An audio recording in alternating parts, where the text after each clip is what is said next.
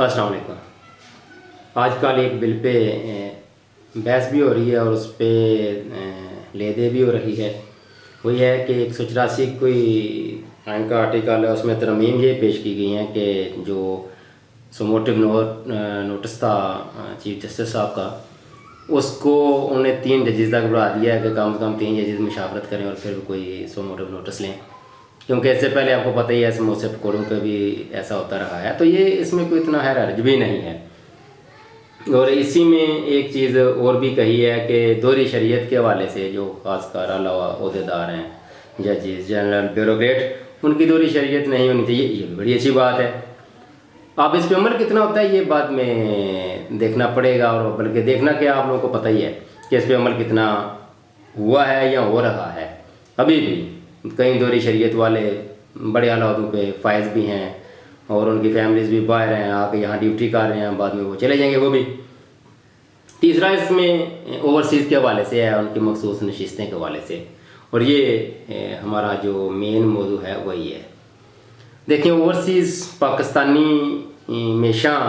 मसाइल का शिकार रहे और हर हुकूमत ये उनके मसाइल को हल करवाने की यकीन दहानी भी करवाती रही है, मगर इस पर अमल दरामद कभी भी उस हद तक नहीं हुआ जिस हद तक होना चाहिए, या उनकी वो जो ड्यू रिस्पेक्ट है उनको नहीं मिली। मैं खुद ओवरसीज़ पाकिस्तानी हूँ,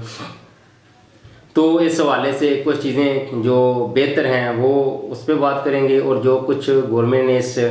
बिल में दिया है उस हवाले से, मखसूस नशिस्तों के हवाले से भी, उससे भी कुछ बात करेंगे।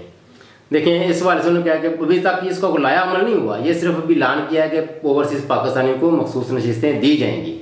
अब उसमें रीजन कौन कौन से बनते हैं, उनकी वो क्राइटेरिया क्या रखते हैं, क्योंकि इसमें भी एक तो ओवरसीज़ पाकिस्तानी हैं जो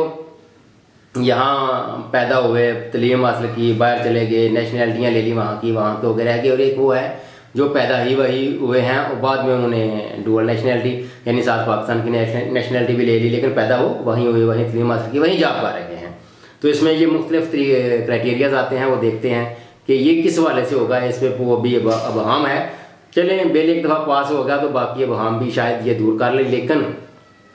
मैं समझता हूँ कि ओवरसीज़ पाकिस्तानियों के हवाले से अगर मखसूस नशिस्तें रखनी भी हैं तो बाई बर्थ पाकिस्तानी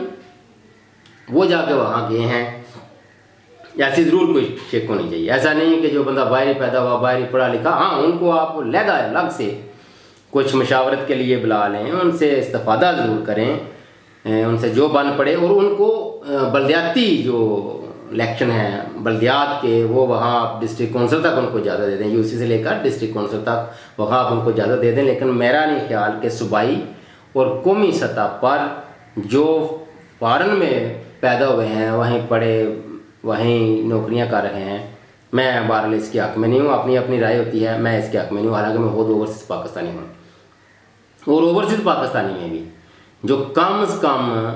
यहाँ जिनकी कॉलेज लाइफ हो, इंटरमीडिएट तक दाखिल है, डेफिनेटली वो उनकी डिग्री क्लियर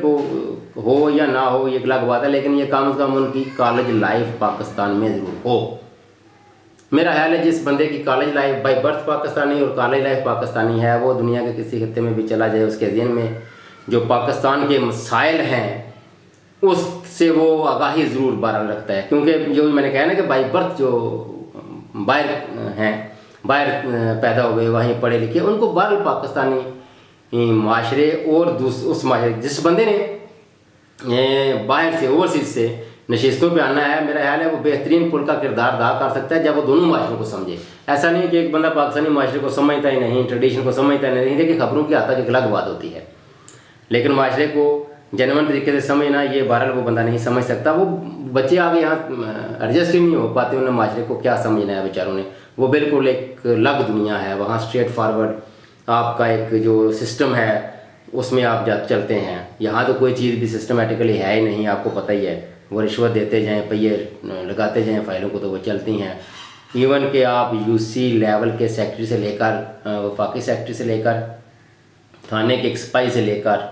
आईजी तक आप देख लें। अब ये अगर एक अब 100 में से 10 बंदे ईमानदार भी हों तो वो कोई ऐसी बड़ी बात नहीं, अक्सरियत की बात होती है,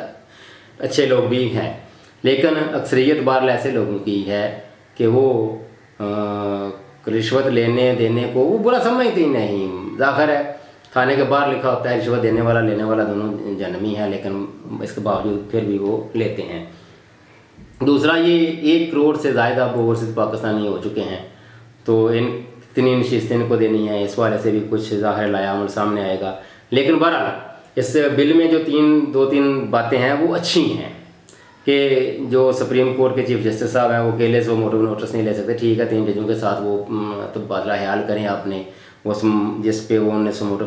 नोटिस लेना है, जिस मौजू पे, जिस पॉइंट पे, जिस नुक्ते पे, तो वो उस पर डिस्कस करके लें, तो इसमें कोई हर्ज नहीं है। दूसरा, वो जो आला अहदेदार हैं जिनकी फॉरेन नेशनलिटी है या डुअल नेशनलिटी है, तो उस वाले से है कि उस पर कदगन लगाई गई है, उनको ऐसा नहीं होना चाहिए कि वो डुअल नेशनलिटी वाले लोग ऐसे पे हों, ये भी ठीक है। तो ये एक बहरहाल मेरे नज़दीक इसमें जो भी चीज़ें हैं वो अच्छी हैं। यहाँ जजेस की वो तादाद बढ़ाने के वाले से भी जो बातें हो रही हैं, तो इसमें कोई अर्ज नहीं, लेकिन देखना है कि आप कानून साजी करते वक्त जो हालात वाक़यात और ज़रूरियात हैं वो क्या हैं। अब ऐसा नहीं कि आप अपने मफादात की खातिर कानून साजी करें और उसको कौमी मफाद का रंग दे दें,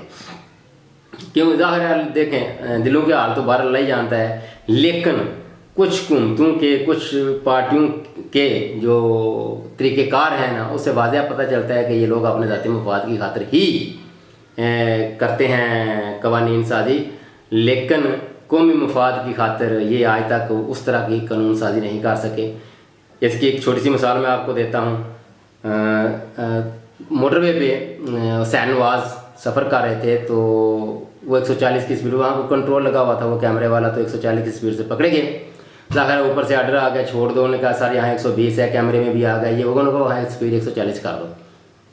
ये जो बंदा वाक़या बता रहा था ना, वो कहता है कि मैंने देखा है कि यार 120 स्पीड, पहला फ़र्ज करें वो साइन बोर्ड यहाँ कोई तख्ता है 120 वाला, आगे गया हूँ 2 किलोमीटर बाद 140 वाला आ गया, तो मैंने मोटरवे वाले से पूछा ये क्या, उन्होंने कहा सर है 120 140, इसको इसलिए करना पड़ा कि ये सारा वाक़या को हुसैन नवाज को पकड़ा गया 140 पे जाता हुआ, उन्होंने 140 स्पीड कर दो, बाद में ये ख़त्म कर देना। तो ये इस तरह की जो, इसी तरह इम्पोर्ट एक्सपोर्ट के हवाले से भी 90s की दहाई में ये अखबारात की जीनत बनती रही हैं खबरें कि मियाँ साहब किस तरह अपने ज़ाती मफाद के लिए इम्पोर्ट एक्सपोर्ट करते वक्त वो कर लेते हैं कवानीन साजी और बाद में ख़त्म कर देते हैं। तो जो भी कवानीन साजी हो वो मुल्की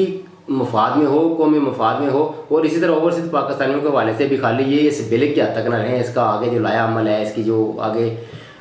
कह लें कि जजियात हैं वो भी तय कर लें जितनी जल्दी हो सके, और उनको ज़ाहिर हक़ भी मिलना चाहिए ओवरसीज़ को। ज़ाहिर है वो मेरा ख्याल है दूध देने वाली गाय है, लेकिन बदकिस्मती से दूध ही पीते हैं, उसको बेचारे को चारा खिलाने का कोई कोशिश नहीं करता। अब तक के लिए इतना ही, अपना ख्याल रखिए, अल्लाह हाफ़िज़।